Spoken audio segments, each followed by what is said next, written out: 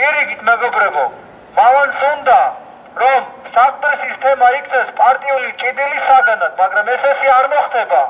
ეს არის ყოველად ზეპარტიული, ეს არის ხალხური და ეს არის ეროვნული აქცია მეგობრებო. რომელიც გამოწვევის ნაშა იმყოფება საქართველო. დღეს საქართველო ისტორიულად ძალიან მძიმე ფურცელზე იმყოფება მეგობრებო. დღეს საქართველო ისტორიულ გზა განაყარზია მეგობრებო. ის კომპანია, რომელმაც ააფეთქა საყდრისი, გახლავთ რუსული კომპანია RMG, ეს იმას ნიშნავს, რომ საყდრისის აფეთქება არის ბაგრატის აფეთქების გაგრძელება. ეს არის ქართული ფრესკების, ქართული ხატების, ქართული ეკლესიების შეთეთრების გაგრძელება. ეს იმას ნიშნავს, რომ საყდრისის აფეთქება არის დავით გარეჯის აფეთქების გაგრძელება. ეს ყოველი რომელიც ჩაიდინა რუსეთის იმპერიამ და მერე რუსეთმა საბჭოთა კავშირის მეშვეობით და რუსეთი დღეს ამას აგრძელებს ბიზნესის მეშვეობით მეგობრებო.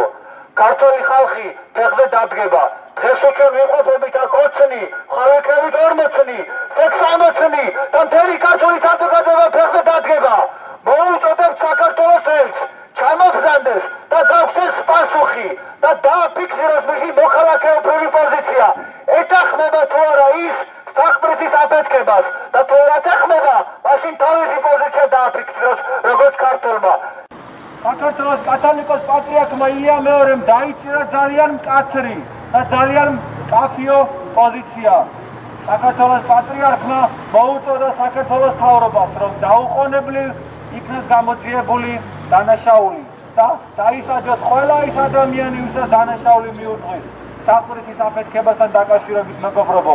ჩვენ მოუწოდებთ საქართველოს ხელისუფლებას, რომ გაითვალისწინოს საქართველოს კათოლიკოს პატრიარქის ილია მეორეს მოწოდება. ასევე ძალიან საინტერესოა ის ადამიანები, რომლებიც დამნაშავეები არიან თუ არა ზოგადად ეკლესიის ოჯახის წევრები, რომელი მრევლის წევრები არიან და ძალიან საინტერესოა მათი მოძღვრების პოზიცია. რაღაც საქართველოს კათოლიკოს პატრიარქმა დაიჭირა ესეთი არნახული კაფიო პოზიცია, როგორიც მას არასდროს არ დაუჭერია. ვალდებულია ყველა ეკლესიის წევრი, ყველა სასულიერო პირი, რომ დაიჭიროს კაფიო პოზიცია. საყდრისის ტერიტორია პირდაპირ მნიშვნელობით გადააქცევს ბულდოზერებით. ეს არ გაუკეთებია საქართველოში არც ერთ დღეს.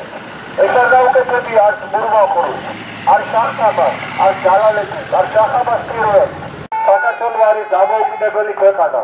საქართველოს ხალხს ქართული ხალხის მიერ არჩეული მთავრობა და სწორედ ის მთავრობა არის პასუხისმგებელი იმაზე, რომ დღეს საყდრისი გადაბუგულია მეგობრებო. კიდევ ერთხელ მოუწოდებთ ბატონ ბენძინა ივანიშვილს.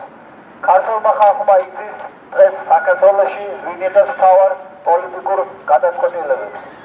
ბატონო ბენძინა, ქართულმა ხალხმა დაგიფასათ ის ღვაწლი და თქვენ გაიღეთ საქართველოს მიმართ, სანამ თქვენ პოლიტიკაში მოხვიდებით.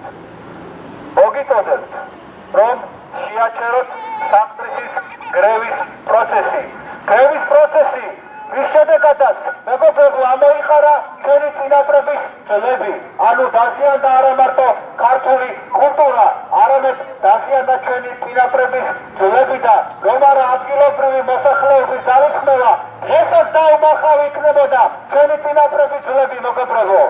როდესაც საუბარია ეკონომიკაზე და ფინანსებზე და 3000 მუშაზე, ჩვენ უნდა გვესმოდეს და იმ 3000 მუშასაც უნდა ესმოდეს, რომ როდესაც დამთავრდება ოქროს მოძიება და როდესაც ერთი წლის შემდეგ RMG დაიხურას ქურდს და წავა საყდრისის ტერიტორიიდან, ყველა ის 3000 ადამიანი დაუსაქმებელი დარჩება, მაგრამ როდესაც დაუსაქმებელი დარჩება, აღარ იარსებებს ქართული კულტურული ძეგლი, რომელსაც საყდრისი ქვია.